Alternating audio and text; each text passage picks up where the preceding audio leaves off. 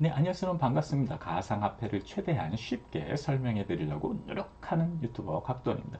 이번 영상의 내용은 뭐냐? 바로 원화마켓 거래소 우리나라에 몇 개 있어요? 총 5개가 있죠. 그런데 실질적으로 운영되는 거래소는 5개가 아니고 이제 4개 정도로 보셔야 됩니다. 왜냐하면 마지막에 입성한 그 고팍스 같은 경우는 현재 좀 문제가 경영상의 문제가 많습니다. 금융당국으로부터 그 5대 원화마켓 거래소의 지위를 상실할 수도 있겠다라는 생각이 들고요. 왜냐하면은 이게 빚을 끌어다 썼잖아요. 누구로부터? 바이낸스로부터 고팍스가 문제가 생겨가지고 빚을 끌어다 썼다. 그래서 그럼 바이낸스는 그냥 무료로 줬겠냐? 그게 아니겠죠. 당연히 지분을 받아가죠. 그 지분을 엄청 받아갑니다. 그래서 거의 90%에 육박할 정도로. 그러니까 이 회사는 코팍스는 바이낸스 거다 이렇게 생각해도 되는 거죠. 그것을 바라보는 금융당국의 입장은 보다 탐탁지가 않다. 바이낸스 문제가 많은 것 같은데 우리나라 원화마켓 거래소에 그냥 이렇게 손쉽게 들어온다고 이렇게 바로 그냥 우리나라에 입성하는 무혈 입성하는 그런 어떤 모양새를 보이잖아요. 그런 부분에 대한 아무래도 이제 뭐 조건을 달았습니다. 그 자본 잠식에 대한 이 문제를 해결하라. 뭐 이제 이런 것을 또 피해자와 또 이해관계가 얽혀 있어요. 코팍스의 피해자들과 그렇기 때문에 이게 쉽게 풀어갈 수 있는 부분은 아니다. 그래서 지금 그러한 상태이기 때문에 코팍스는 좀 제외를 하고요. 그럼 나머지 네 곳 어디 있습니까? 바로 뭐예요? 업비트가 있고요. 그 다음 빗썸이 있고 그 다음 코인원이 있고 코빗 이렇게 네 개의 거래소죠. 이 네 개 거래소의 위상도 대단합니다.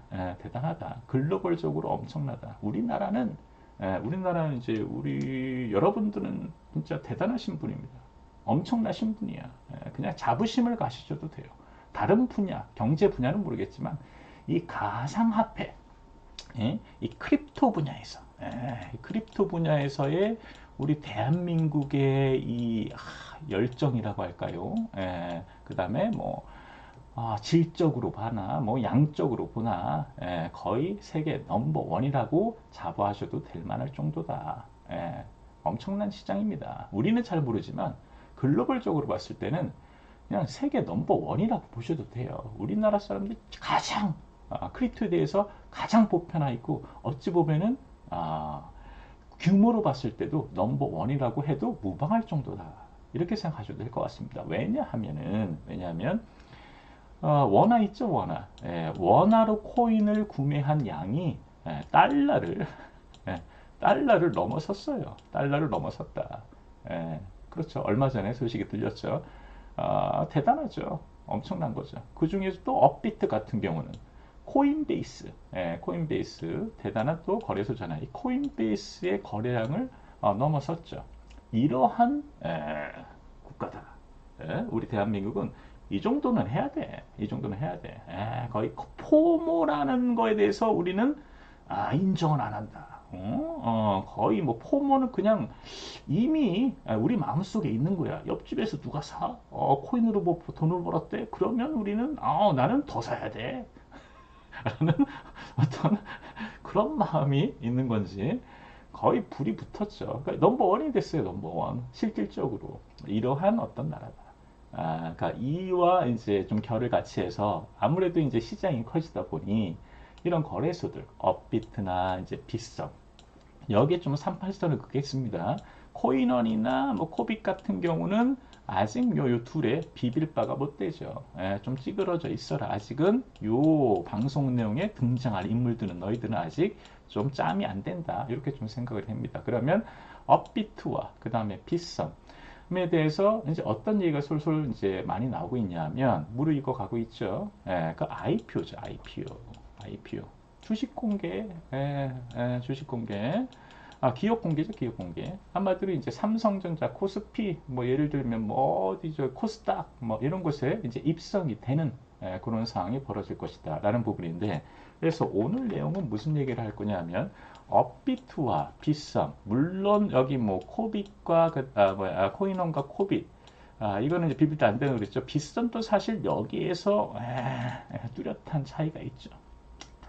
격차가 크긴 하지만 그래도 여기까지는 봐준다. 그래도 어느 정도 의미 있는 그런 매출액이나 거래량이 나오기 때문에 빗썸까지 IPO 얘기가 나오고 있다. 그러면 누가 먼저 IPO를 할 것인가, 기업 공개를 할 것인가, 주식시장에 들어올 것인가. 이 주식시장에 들어온다는 거, 코인 거래소가 주식시장에 들어온다는 거, 이거 저는 개인적으로 굉장히 원하고 있거든요. 왜냐하면 아무래도 이제 일종의 주식시장도 제도권에 어떤 그런 레거시가 있잖아요. 그런 부분에 들어온다는 부분, 전통시장에 들어온다는 거, 이 코인 관련된 어떤 회사가 들어온다는 거, 그거 또 거래소잖아. 최초의 최초의 어떤 사건이 될 수 있는 거죠. 이정표가 될 수 있다. 그러니까 규모면으로 봤을 때는 충분하다라고 저는 이제 생각이 됩니다. 앞으로 이제 말씀드리겠지만, 그러면 누가 먼저 될 것인가? 업비트가 엄청나니까 업비트가 먼저 들어올 것이냐? 아니면 빗썸이 먼저 치고 나갈 것인가? 이 부분에 대해서 좀 말씀을 드리도록 하겠습니다. 그러면 첫 내용부터 한번 볼까요? 우선은 이제 원화마켓 거래소 시장 점유율을 살펴보시면요. 3월, 올해 3월, 그러니까 뭐 3월 11일 기준으로 거래량 기준입니다. 당연히. 업비트가 83%다. 네. 업비트, 화이팅. 업비트, 너무한 거 아니야? 이건 너무한 거 아니냐고. 그렇잖아요. 뭐 그냥 지가 다 처먹으려고 그래. 조금 나눠주지. 뭐 이런 것도 없어요, 지금. 근데 예전에 1등이었던 빗썸은 한 15% 정도 되고요.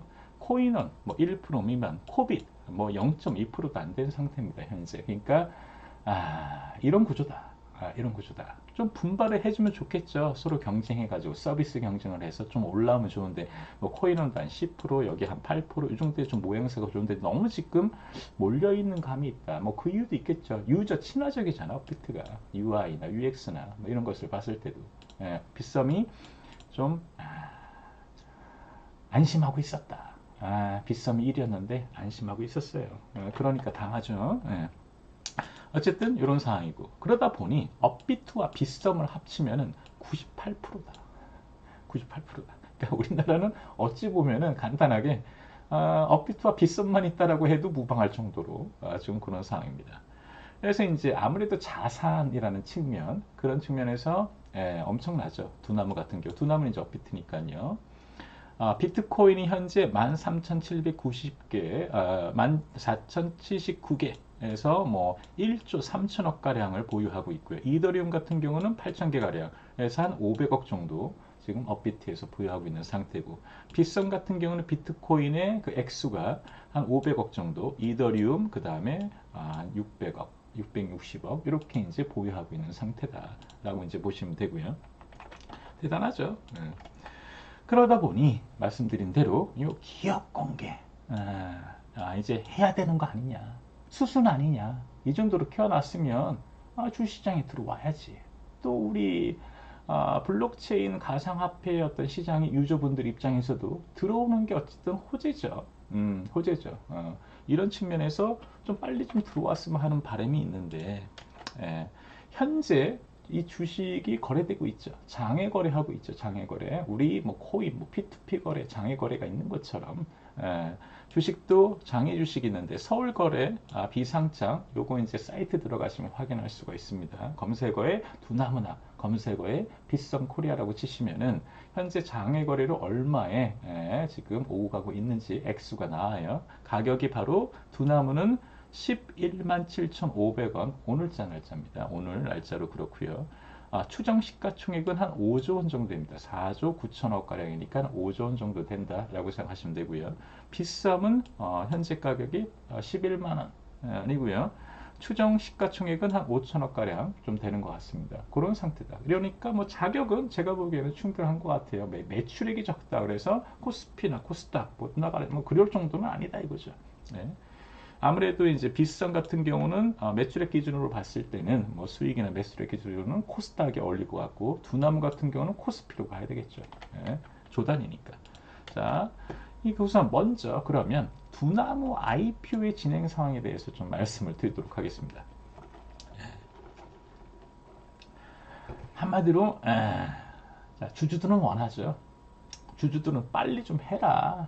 IPO 언제 하냐. 이 정도 덩치 키웠으면 해야지. 이거 떼놓치면은 또 우리가 원하는 그런 가격에 형성되지 못할 수도 있지 않냐, 주식 가격이. 지금 장 좋을 때 빨리빨리 이제 해야지, 준비하고 들어가야지. 뭐 이런 어떤 의견이 강합니다. 그런데 이제 여기 뭐 뉴스 기사에 나오다시피 뿔났다 이거죠. 왜냐하면 무소식이거든. 두나무 회사 입장에서는 이거에 대해서 뚜렷하게 언제 하겠다는 등 준비를 이렇게 해서 이제 뭐 어떤 로드맵이 나오거나 그런 부분이 없다 이거죠. 그러니까 엄청 빡쳐 있는 상태입니다. 두나무 주주는 지금 장애로 이제 주식을 구매하신 분들이 많을 거 아니에요. 그런 분들이죠. 올해도 기업 공개에 대한 명확한 계획을 내놓지 않으면서 주주들이 불만의 목소리가 높아지고 있다. 좀 그런 상황이죠. 최근 뭐 배경을 냈습니다. 최근 가상자산 투자 열풍이 돌면서 업비트의 거래량이 하루 수조 원에 달해 코인베이스 넘어섰다고 그랬잖아요. 실적 개선에 대한 기대감이 높아졌지만 그만큼 돈을 많이 벌겠죠. 하지만 두나무는 올해 주총에서도 상장 가능성을 검토 중이라는 두루뭉술한 답변만 내놨다. 그래서 이 내용 때문에 많이 좀 화나 있습니다. 아직도 뭐 그러면 아예 생각이 없는 거야? 의지가 안 보이는데 뭐 의지라도 보여야지 하지. 뭐 좀 기다리던가 뭐 주식을 팔던가 뭐 하던가 하지. 좀 기다리고 있는 사람한테 지금 계획이 없다고? 그럼 장외 주식은 왜 놨어? 주식은 왜 이렇게 장외 시장에 내놨냐 이거지. 기업 공개도 안 할 거면 뭐 이런 어떤 생각이 들 거 아니에요. 근데 주주들이 더 화가 나는 이유가 있다. 업비트, 두나무 이 주주들이 더 화가 나는 이유가 있습니다. 뭐냐 하면 이 빗썸이죠. 빗썸이 2025년 내년이죠. 하반기쯤 목표로 IPO를 추진한다는 소식이 알려지면서 이날 두나무 주총에서 주주들은 IPO 계획에 대해 집중적으로 질문했다. 왜 우리는 안 하냐? 우리가 덩치가 10배 이상 큰데 야, 빗썸 봐라. 저기 비실비실하네. 걔는 내년에 한대. 내년에 상장시킨대. 근데 너희들은 뭐냐? 두나무 너희들은 지금 이러고 있는 상태죠. 그래서 정기 주주총회 주총이 열렸죠. 저번 달 말에 열렸는데 근데 올해도 작년도 그렇고 올해도 IPO 관련 언급을 미룬다. 미온적이다 이거죠. 주주들의 불만이 극에 달한 모양새. 야, 씨 빨리 해라. 뭐 이거죠. 코스닥이라도 해라. 뭐 이거 아니겠어요? 얘네들이 못할 이유는 없잖아요. 그죠? 자격이 안 되는 건 아니잖아요. 자격이 안 되는 건 아니다. 그런데 안 하고 있다. 예, 그 이유에 대해서는 이따 말씀드리고 왜 이 두나무는 이렇게 미온적인가 이 부분에서 말씀을 좀 드리고요.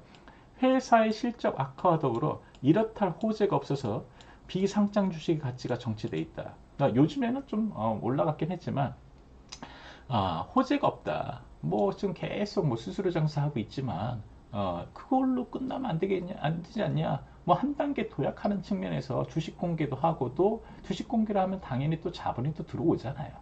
그런 의미에서 뭔가 좀 신사업, 투명성과 어떤 공신력도 없고 뭐 그런 차원에서 주식 상장을 해야 되는 거 아니냐. 그런데 안 하고 있다. 그러니까 주식 가격도 비상장 그 거래소에서 안 오르고 있어요. 정체된 상태다. 그런데 왜 더 열받냐면은 2021년에 두나무의 주가가 54만 원까지 간 적이 있었거든요. 지금의 5배 이상. 지금의 5배 이상. 그러니까 아까 시가총액이 몇 조였어요? 5조 원가량이죠.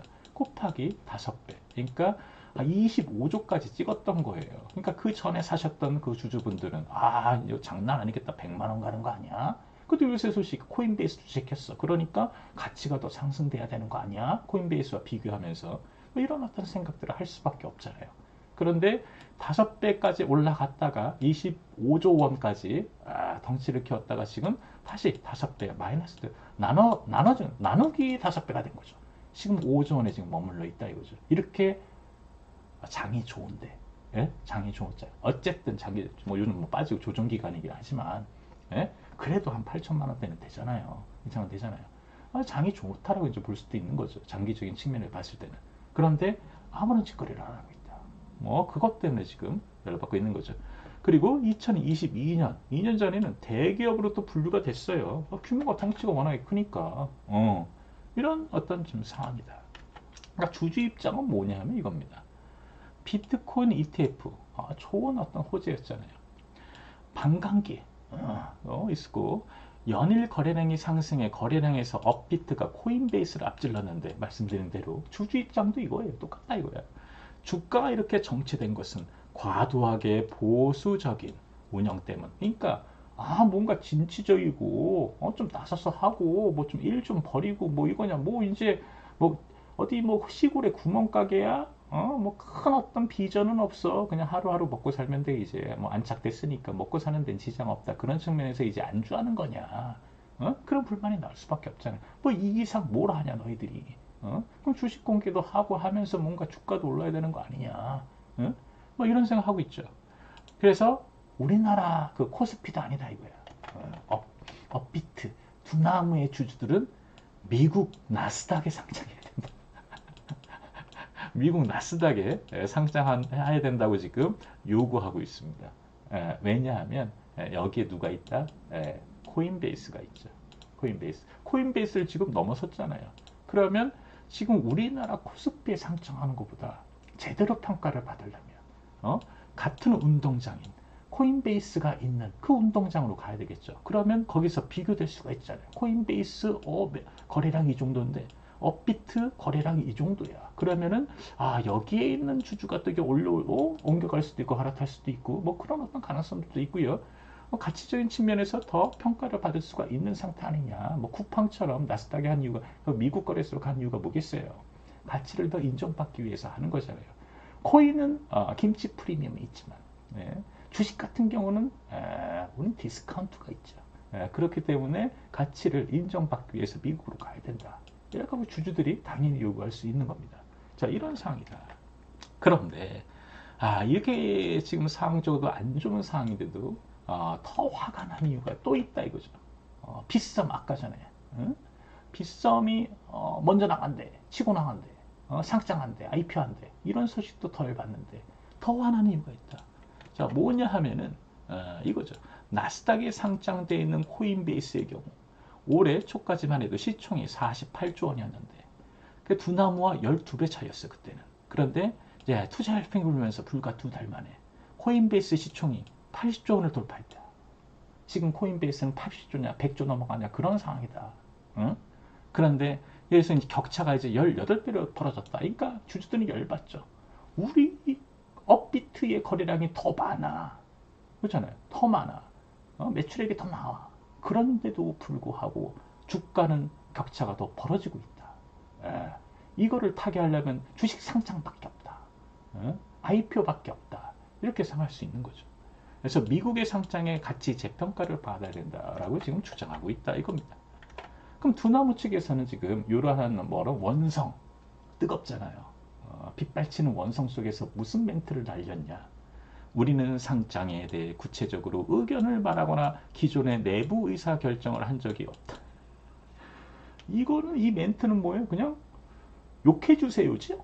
지금 상황에서는 뭐 더 욕하셔요. 뭐 이제 어떤 기름을 붓는 어떤 그런 멘트가 아닌가. 이런 멘트를 하는 것도 좀 대단한 강심장이 아닌가. 야수의 심장을 갖는 게 아닌가. 주주들이 이렇게 원성이 큰데 우리는 뭐 우리가 얘기한 적이 있었나요? 이거잖아요. IPO에 대해서 우리가 뭐 구체적으로 얘기한 적이 없었는데요. 왜 이렇게 원성을 하시고 불만을 토로하시고 그러시냐고. 뭐 지금 그런 거 아니야. 그런데 이 말만 하면은 그 계란을 맞을 수도 있으니까 날계란. 가능성은 항상 열어두고 검토 중이다라는 멘트를 덧붙입니다. 그런데 이 첫 번째 멘트에서 이미 너무 적극적으로나 실질적으로 IPO 하겠다라는 어떤 의지는 잘 안 비춰지는 상태다 라고 볼 수 있겠습니다. 근데 가능성은 뭐 지금 있다 이런 말은 누가 못해. 그렇잖아요.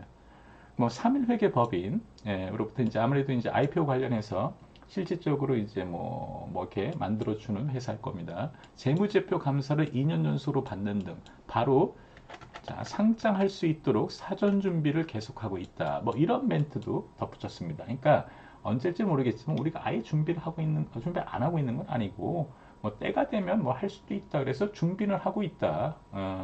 다 정리하고 있다. 주식시장에 상장을 위한 조건을 맞추기 위해서 그 밑작업은 좀 하고 있는데 뭐 실질적으로 뭐 우리가 발표를 하거나 공식적인 입장을 내놓지는 않았는데 그래도 이제 뭐 혹시 모르니까 준비는 하고 있다. 뭐 이런 사이드 느낌 이렇게 지금 발언을 했습니다.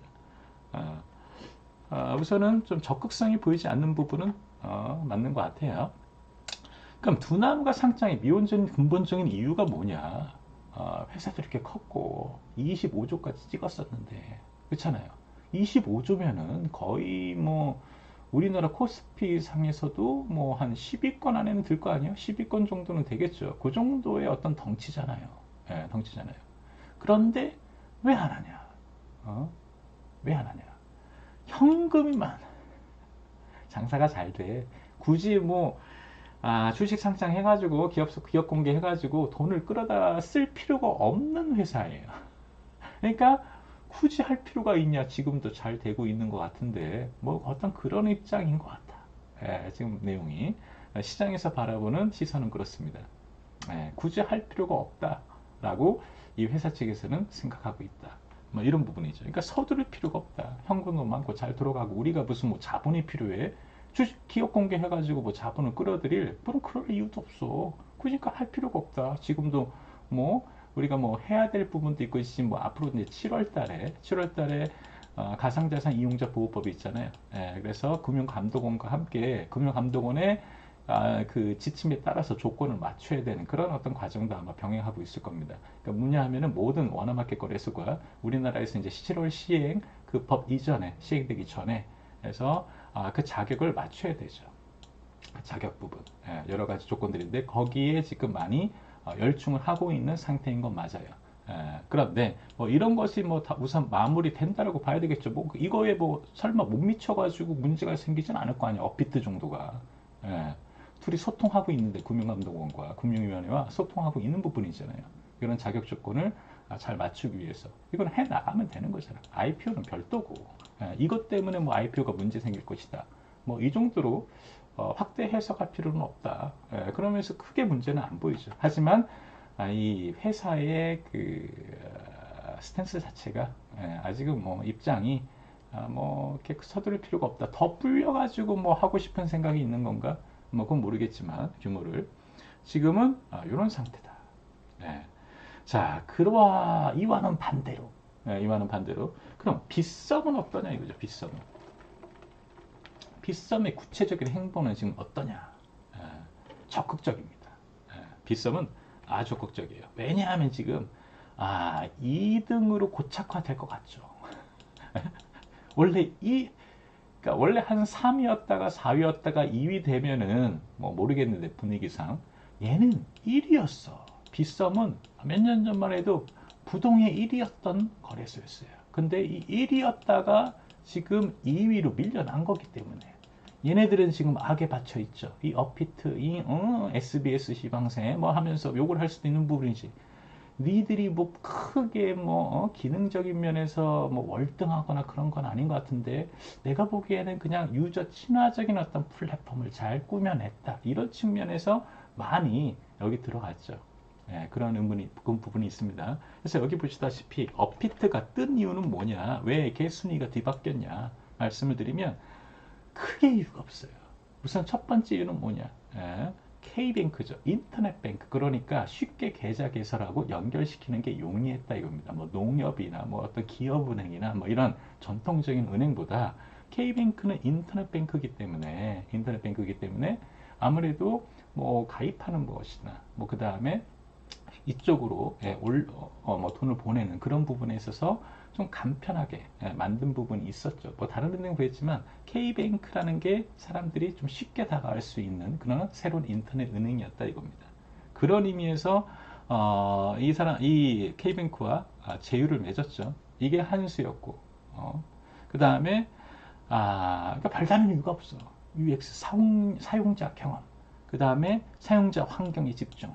그래서 딱 보기에도 좀 잘 만들어 놨어. 복잡하지도 않고 간단해. 그래서 깔끔하게 나왔다 이거야. 그런 부분에서 그냥 유저들이 그쪽으로 많이 몰렸죠. 그래서 금세 바뀌었습니다. 이유도 뭐 특히 없어. 뭐 수수료가 뭐 이런 부분도 아니야. 수수료가 뭐 무료 엄청 그때 당시에 저렴하거나 뭐 이런 부분도 아니었어요. 그냥 사용자 환경에 잘 커스터마이징을 한 거예요. 그것 때문에 빗썸에서 이제 많이 올라갔죠. 빗썸도 이제 문제가 있었지만 많이 옮겨간 거예요. 그것 때문에 빗썸은 배가 많이 아프겠죠. 우리가 뭐 그렇게 뭐 못한 건 아니었는데. 예. 그러니까 플랫폼의 구성을 조금 더 잘 신경을 썼다라면 이 지경까지는 안 됐을 거다라는 부분입니다. 어쨌든 이렇게 업비트한테 밀렸다. 그래서 2023년 단기 순이익을 보시면요. 작년 기준입니다. 업비트는 수익이 단기 순이익이 8천억 가량 되고 빗썸은 240억, 300억도 안 됐다 이거죠. 엄청난 격차가 벌어졌다. 원래는 이거였는데. 그러니까 악에 바치는 거다. 악에 바치는 거다. 자, 그래서 빗썸 입장에서는 그러니까 1위 탈환해야죠. 얘 명성을 되찾아야 되는 상황이야. 그렇잖아요? 어찌 보면 업비트에서 뭔가 해킹이라도 있기를 뭐 이렇게 바라는 건 모르겠지만 그러면 안 되겠죠. 업비트가 좀 무너지기를 자충수를 두기를 그렇게 바랄 수도 있지만 어쨌든 극복을 해야 되는 분이니까 뭐 경쟁 상대라고 지금 볼 수도 없는 거잖아요. 경쟁 상대로 볼 수도 없다. 뭐 업비트는 뭐 지금 뭐 눈에 들어오겠어요? 빗썸이 뭐 코인베이스나 뭐 거기를 보지. 지금 시선은 업비트는 빗썸을 보지도 않을 거다. 지금 그런 상태다. 그러니까 1위 탈환을 위해 수수료도 내리고 신뢰도 올리고 그 다음에 IPO 승부수까지 뭐 이런 기사가 뜹니다. 그러니까 적극적 행보를 보이고 있고요. 빗썸은 그 다음에 IPO를 공식화했다. 우리 주식시장으로 간다. 이런 거죠. 그리고 이미지 쇄신 뭐 이런 것들 내용이 계속 나오고 있다.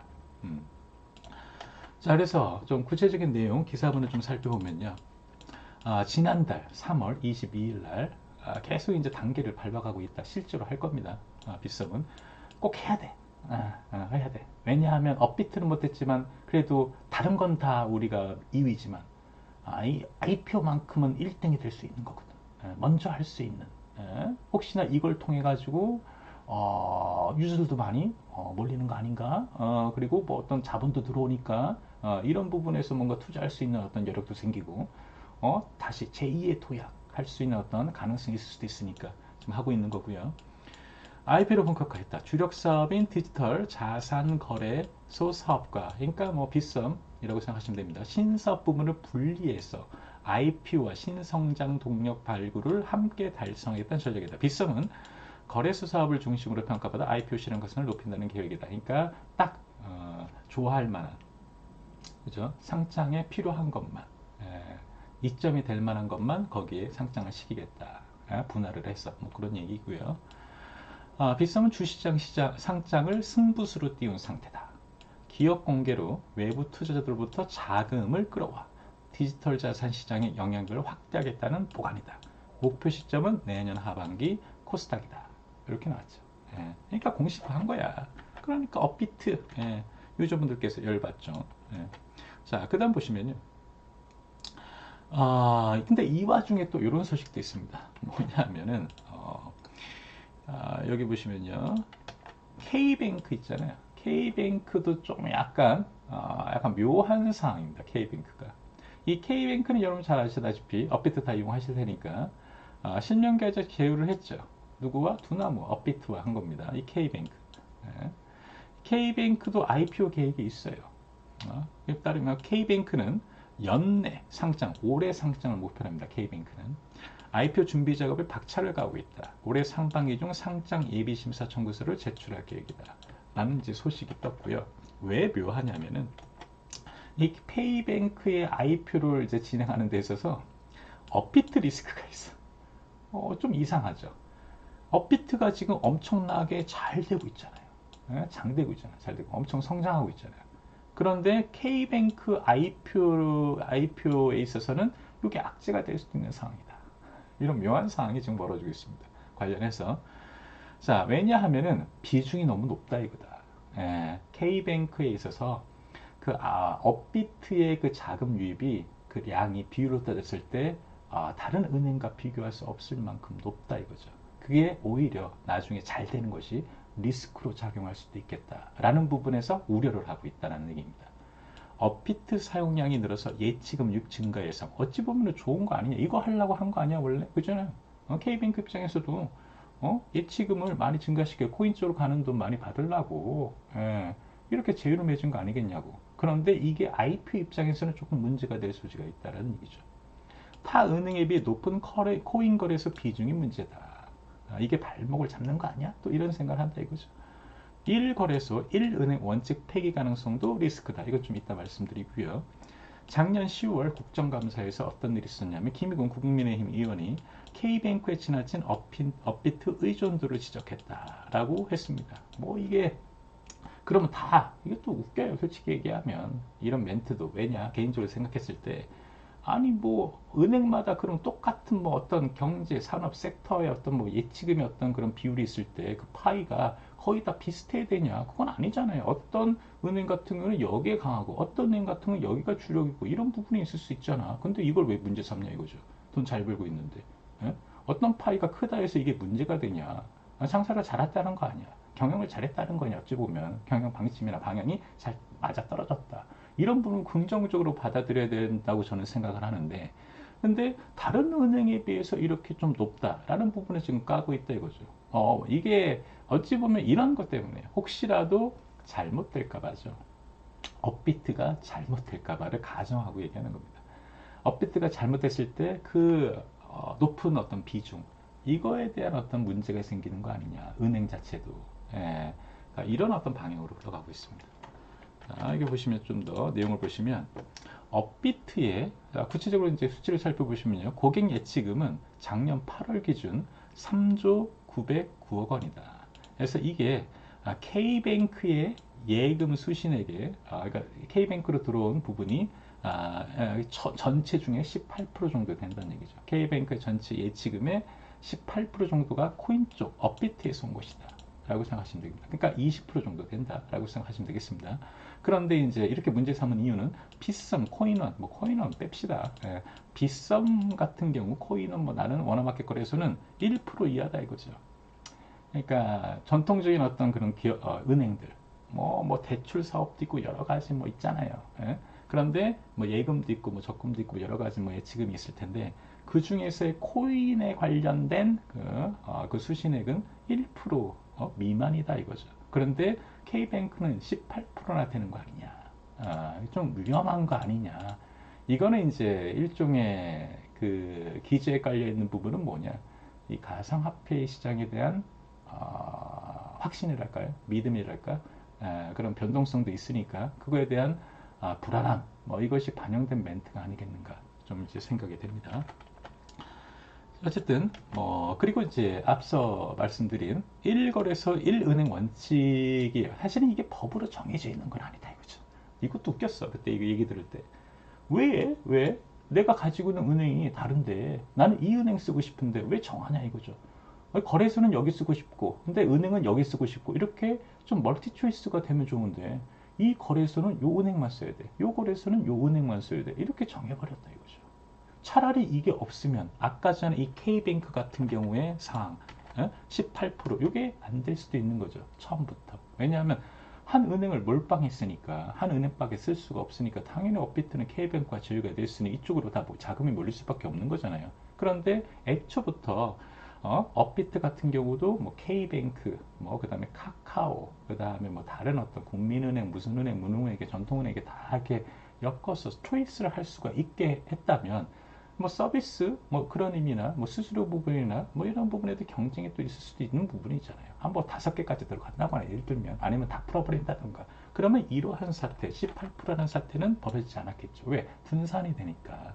그런데 지금 요 1거래소 1은행 원칙 법으로 정해진 건 아니고요. 그러니까 시행규칙 등에 명시된 것이 아닌 금융당국의 권고사항 이렇게 하는 게 좋겠다. 그러면 은행권 입장에서는 당연히 말 들어야죠. 찌그러야줘야지.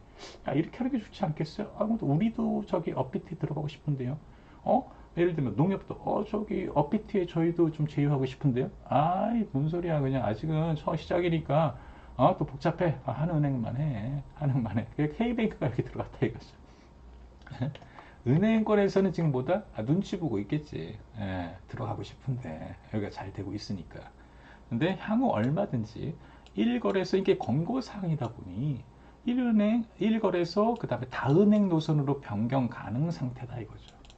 그러니까 지금 현재 K뱅크는 보다 업비트와 연계되어 있지만 여기에 이제 농협도 들어가고 국민은행도 들어가고 뭐 우리은행도 들어가고 이렇게 돼버리면은 갑자기 무너지는 거 아니냐 K뱅크의 아성이 이런 어떤 위험 요소가 있다라는 부분. 그러니까 급감할 가능성이 높다.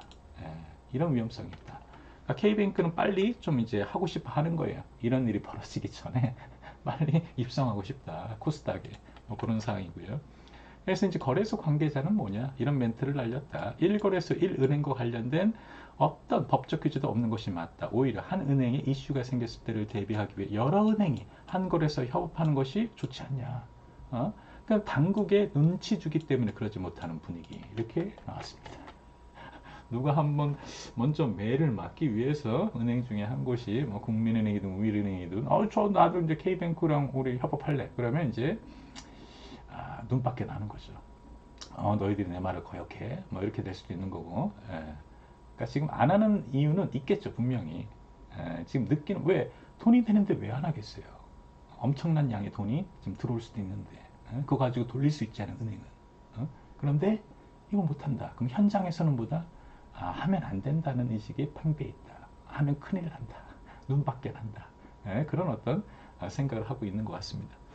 자, 그런 내용이에요. 자, 그 다음 보시면요. 여기 K뱅크. 비중 감소하고 있다. K뱅크의 그럼 이제 입장은 뭐냐? 이런 문제 제기를 받았으니까.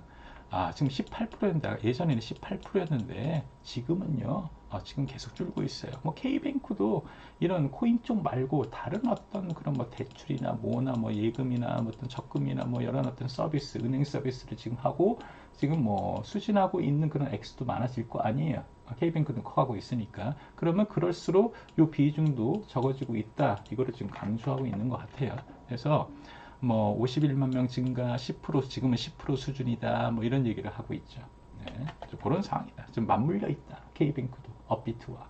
근데 업비트는 보다 하고 싶지 않다. IPO를.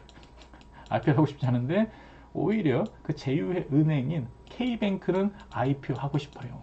IPO 하고 사활을 걸고 있고 이 업비트는 또 아니다 이거죠. 이런 관계다. 또 엮여 있는 게. 웃기죠? 자, 그 다음 보면 결론이 뭐냐? 한마디로 말씀드리면 그럼 누가 제가 제일 처음에 언급드린 대로 누가 먼저 할 것인가? IPO가 될 것인가? 했을 때 뭐 분명하죠. 빗썸이 먼저 갑니다. 빗썸이 어디로? 코스닥으로 입성이 될 것이다. 내년쯤에.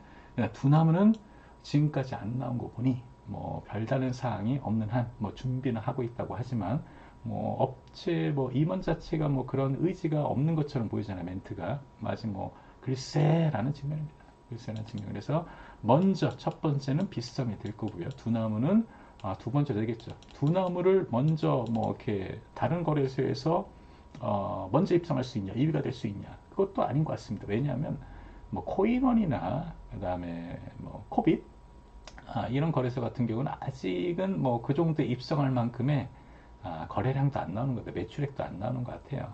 코스닥에 혹시라도 입성하면 정말 굿잡이고 지금 상황이. 왜냐하면 빗성까지 다 가지고 있고 거기에 1% 지금 미만이야. 거래량이 0.2%잖아요. 코빗은 0.2%도 안 돼. 거래량이. 그렇기 때문에 이 정도 수치를 가지고 IPO 하기는 좀 힘들겠죠. 그래서 결국에는 IPO 시장은 당분간 요 업비트와 빗썸 둘 중에 하나가 될 것인데 먼저는 빗썸이 될 것이다. 이제 그런 내용입니다. 감사합니다.